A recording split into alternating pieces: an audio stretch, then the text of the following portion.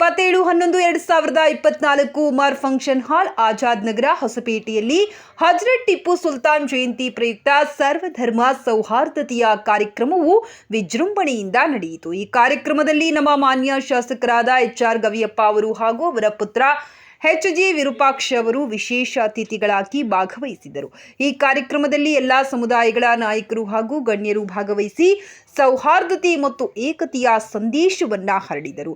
ಈ ಕಾರ್ಯಕ್ರಮವು ಸಾಮಾಜಿಕ ಬಾಂಧವ್ಯವನ್ನು ಬಲಪಡಿಸುವ ಉದ್ದೇಶದಿಂದ ಎಲ್ಲ ಸಮುದಾಯ ಸೇರಿ ಈ ಕಾರ್ಯಕ್ರಮವನ್ನ ಯಶಸ್ವಿಗೊಳಿಸಲಾಯಿತು.